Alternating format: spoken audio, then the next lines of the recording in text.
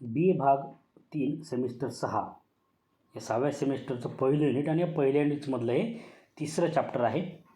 पर्याप्त लोकसंख्येचा सिद्धांत, थेरी ऑफ ऑप्टिमम पॉप्युलेशन.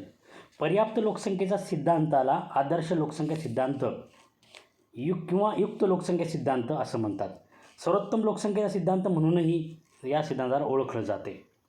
देशातील लोकसंख्या आणि नैसर्गिक साधनसंपत्ती यामधील फरकावर आधारित या सिद्धांताचा पाया आहे. देशातील नैसर्गिक साधनसंपत्तीचा योग्य वापर होण्यासाठी देशातील लोकसंख्या किती असावी याबाबत या सिद्धांतामध्ये चर्चा करण्यात आलेली आहे. तर 19व्या शतकात हेनरी सिज्विक यांनी पर्याप्त लोकसंख्या सिद्धांताचा पाया रचला. सिज्विकने आपल्या प्रिन्सिपल ऑफ पॉलिटिकल इकॉनॉमी या पुस्तकामध्ये या संदर्भातला विचार व्यक्त केलेला आहे. ते म्हणतात की ज्याप्रमाणे एका व्यक्तिगत पिढीमध्ये एक असा बिंदू आहे की वधी उत्पादन प्रतिफल प्रदान करतो, यावेळी पिढी अंतर्गत एका विशिष्ट प्रमाणावर संसाधने कार्य करतात. हीच बाब व्यक्तिगत पिढी आणि व्यक्तिगत अर्थव्यवस्थेला संपूर्ण अर्थव्यवस्थेमध्ये लागू होते. अशा प्रकारे सिज्विक दर्शवितात की उत्पादन साधनांना एका विशिष्ट प्रमाणात उत्पादन कार्यात लावल्यास एक असा बिंदू येतो की त्यावेळेस सर्वात जास्त उत्पादन होते. परंतु सिज्विकने पर्याप्त शब्दाचा वापर या ठिकाणी केला नाही. तर सिज्विकच्या विधानाच्या आधारे एडविन कॅनन यांनी 1924मध्ये प्रकाशित केलेल्या वेल्थ या ग्रंथामध्ये पर्याप्त शब्दाचा वापर सर्वप्रथम केला. त्यांनी पर्याप्त लोकसंख्या सिद्धांताची क्रमबद्ध व वैज्ञानिक व्याख्या केली. त्यानंतर डाल्टन असतील, रॉबिन्स असतील यांनीसुद्धा आपापल्या व्याख्या ह्या प्रसिद्ध करून यामध्ये भरच घातल्याचं दिसून येते. या सिद्धांताचे काही गृहीतके होते. पहिलं गृहीतक आहे, कोणत्याही देशाच्या लोकसंख्येत वाढ होत असताना कार्यशील लोकसंख्येचे एकूण लोकसंख्येचे असणारे प्रमाण स्थिर असते. म्हणजे जी काही कार्यशील लोकसंख्या आहे, काम करणारी लोकसंख्या आहे, तिचं प्रमाण हे स्थिर असते असं गृहीत धरलेलं आहे. नंबर 2 होतं, देशातील कार्यशील लोकसंख्येच्या प्रत्येक व्यक्तीद्वारे करण्यात येणारे प्रति ताशी उत्पादन आणि कामाचे तास स्थिर असतात. म्हणजे त्यांचं जे काम करतात ते सगळे तास हे स्थिर असतात असं गृहीत घेतलेलं आहे. त्यानंतर नंबर 3, देशाची लोकसंख्या वाढूनसुद्धा एका विशिष्ट वेळी त्या देशातील नैसर्गिक साधने, भांडवली मात्रा तसेच प्राविधिक अवस्थेमध्ये कोणतीही बदल होत नाही. म्हणजे असं त्यांनी गृहीत घेतलेलं आहे की नैसर्गिक साधने, भांडवली मात्रा तसेच प्राविधिक अवस्थेमध्ये कोणतीही बदल होत नाही असं गृहीत या ठिकाणी त्यांनी आपला सिद्धांत सत्यात आणण्यासाठी गृहीत घेतलेले आहेत. त्यानंतर काही शास्त्रज्ञांनी व्याख्यासुद्धा, अर्थशास्त्रज्ञांनी याच्या व्याख्या दिलेल्या आहेत. त्यामध्ये सगळ्यात प्रथम आहेत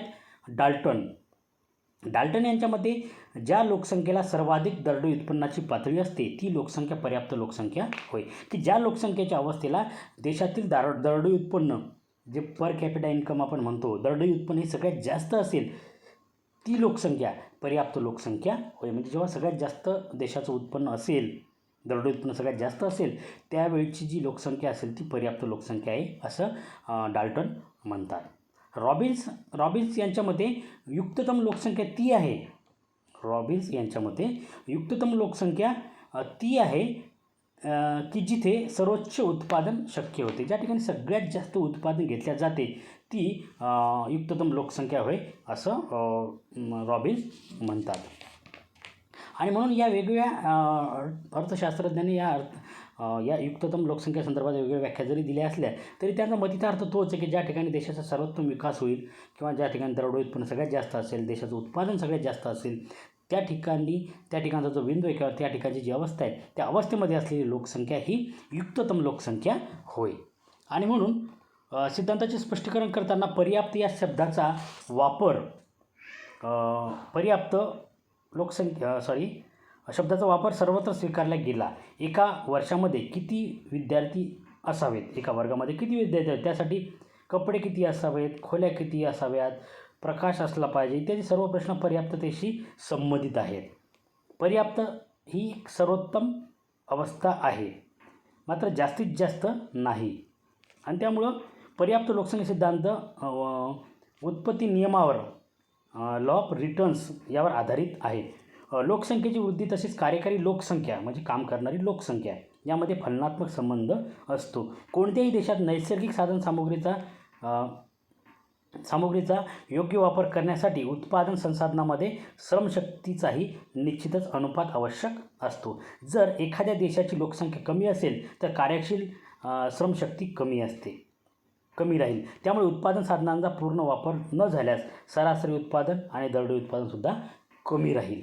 आणि म्हणून दरडोई उत्पन्न कसं मॅक्झिमम होईल ते या पर्याप्त लोकसंख्येमध्ये निश्चितच पाहायला गेलेलं आहे. यावरून लक्षात येते की पर्याप्त लोकसंख्या स्तर किंवा बिंदू तो होय की जेथे दरडोई उत्पन्न महत्तम किंवा सर्वोच्च ठिकाणी असेल. जर लोकसंख्येचा आकार यापेक्षा कमी असेल तर त्याला न्यूनतम लोकसंख्या असं म्हटलं जाईल. आणि लोकसंख्येचा आकार या बिंदूच्या जास्त असेल तर अति लोकसंख्या असल्याचं आपल्याला दिसून येईल. आकृतीमध्ये बघा ई हा जो बिंदू आहे, ईच्या जर आपण ओ साईडला गेलो तर त्या ठिकाणी न्यूनतम लोकसंख्या आहे, म्हणजे OM ही न्यूनतम लोकसंख्या आहे. न्यूनतम लोकसंख्या त्याच्या यमकडून जर आपण ओकडे आलो तर न्यूनतम लोकसंख्या आहे. यमकडून जर आपण एक्सकडे गेलो तर ही अति लोकसंख्या आहे असं आपल्याला पाहायला मिळते. तर आकृतीमध्ये AP बघा, आकृतीमध्ये AP वक्र हा दरडोई उत्पन्न आणि किंवा सरासरी उत्पादन दर्शवतो. आकृतीमध्ये AP वक्र काय दर्शवतो तर दरडोई उत्पन्न किंवा सरासरी उत्पादन दर्शवतो. सुरुवातीला OM पर्यंत लोकसंख्या वाढ झाल्यानंतर दरडोई उत्पन्न आणि उत्पादनामध्ये वाढ होते. येथे वर्धी उत्पत्ती नियम लागू होतो. OM लोकसंख्या असताना EM इतके सर्वोच्च दरडोई उत्पन्न असते. यानंतर लोकसंख्येमध्ये वाढ झाल्यास दरडोई उत्पन्नात घट. यानंतर लोकसंख्येमध्ये वाढ झाल्यास दरडोई उत्पन्नसुद्धा हळूहळू काय व्हायला लागेल, कमी व्हायला लागेल. या ठिकाणी आर्रासी उत्पत्ती नियम लागू होतो. OMपेक्षा कमी लोकसंख्या असल्यास दरडोई उत्पन्न कमी असते. आकृतीवरून स्पष्ट होते की OM ही पर्याप्त लोकसंख्या असून यानंतर लोकसंख्येत वाढ किंवा घट झाल्यास दरडोई उत्पन्नामध्ये बदल होतो किंवा दरडोई उत्पन्न ही कमी होते, घटत जाते असं लक्षात येते. आणि म्हणून OM ही युक्ततम लोकसंख्या होय. असं या ठिकाणी आपल्याला दिसून येते. त्यानंतर पर्याप्त लोकसंख्या सिद्धांतावरील टीका. काय टीका या सिद्धांतावर केल्या गेलेली आहे. त्यामधली पहिली टीका आहे अवास्तविक गृहीतकं पहिली टीका केली जाते. बघा, पर्याप्त किंवा आदर्श लोकसंख्या याचे मोजमाप करणे अत्यंत कठीण आहे. चटर्जी यांच्या मते या आकस्मिक आणि प्रतिक्षण बदलणाऱ्या जगामध्ये पर्याप्त लोकसंख्येचा शोध मृगजळासारखा आहे. त्यामुळे हा सिद्धांत अव्यावहारिक असल्याची टीका चटर्जी यांनी केलेली आहे. अवास्तविक गृहीतावर आधारित असं त्यांनी हा अव्यावहारिक सिद्धांत आहे असं त्यांनी म्हटलं. दुसरं होतं अवास्तव गृहीतके. बघा, लोकसंख्येमध्ये होणाऱ्या वाढीबरोबर श्रमिक लोकसंख्येवर कोणताही परिणाम होत नाही, हे या सिद्धांताने घेतलेले चुकीचे गृहीतक आहे. काय म्हटलं त्यांनी की लोकसंख्येमध्ये होणाऱ्या वाढीमुळे श्रमिक लोकसंख्येवर कोणताही परिणाम होत नाही, पण प्रत्यक्षामध्ये लोकसंख्या जर वाढली तर त्याचा परिणाम हा या श्रमिक संख्येवर निश्चितच होत असतो. त्यानंतर नंबर 3 टीका केली जाते ती आहे स्थैतिक सिद्धांत. बघा, या सिद्धांताने घेतलेली गृहीतके स्थैतिक स्वरूपाची आहेत. वर्तमान युग गतिशील युग आहे.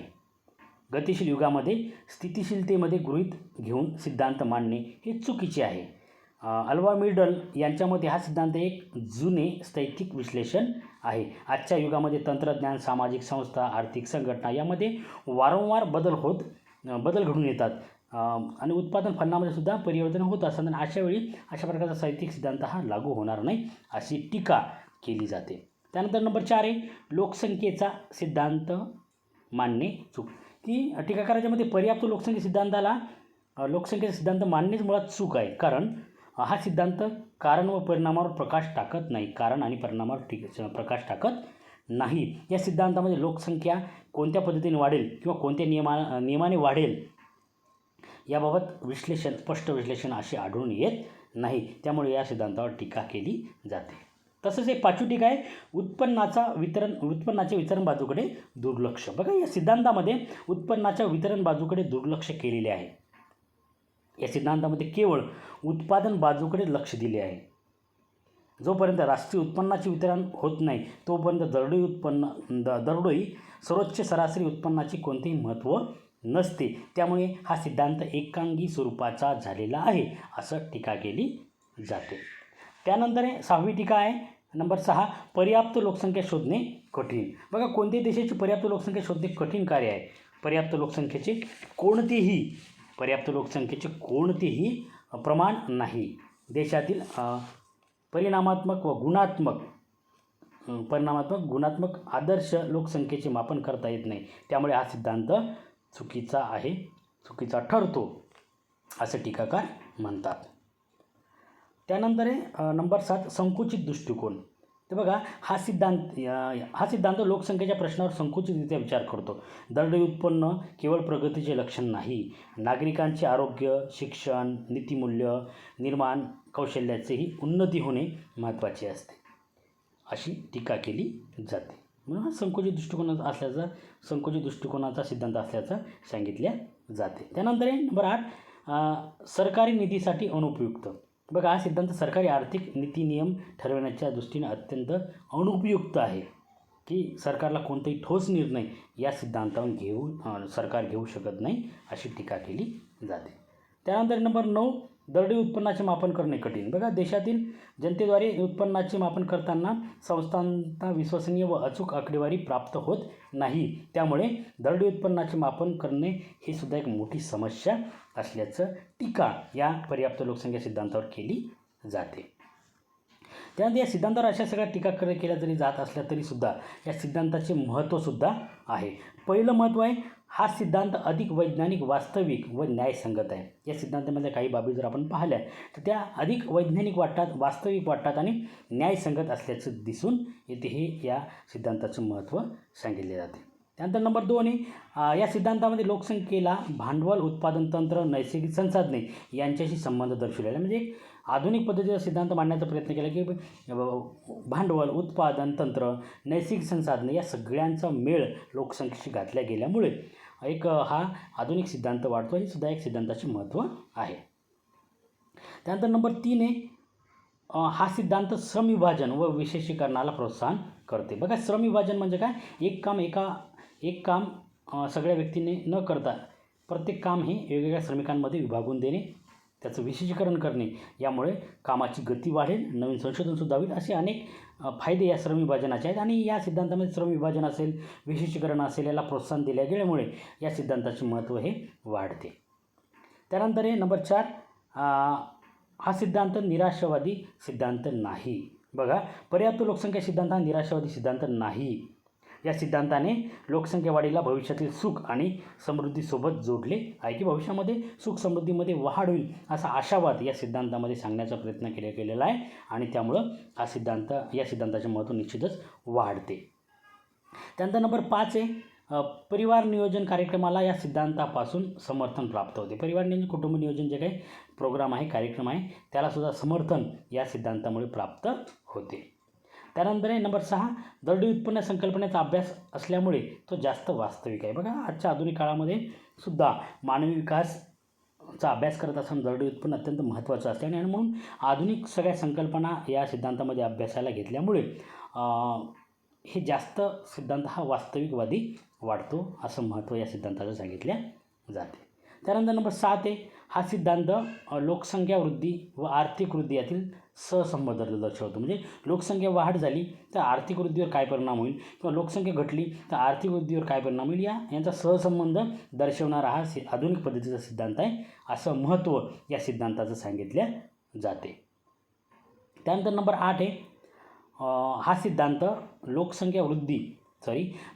या सिद्धांताने लोकसंख्येला उत्पादन करता दर्शविले आहे. लोकसंख्या उत्पादन करता आहे. बघा, हा सिद्धांत लोकसंख्येला उत्पादन करता दर्शवलेला आहे. सिद्धांतानुसार लोकसंख्या कमीही असू नये व जास्तही असू नये असा एक चांगला संदेश या सिद्धांताच्या माध्यमातून दिला गेलेला आहे. म्हणजे उत्पादन जर कोण करत असेल तर ही लोकसंख्या करता आहे, त्याला उत्पादक करता या लोकसंख्येला म्हटलं गेलेलं आहे आणि त्यामुळं निश्चितच त्यामुळे सुद्धा या सिद्धांताचे महत्त्व हे वाढल्या गेल्याचं आपल्याला दिसून येते.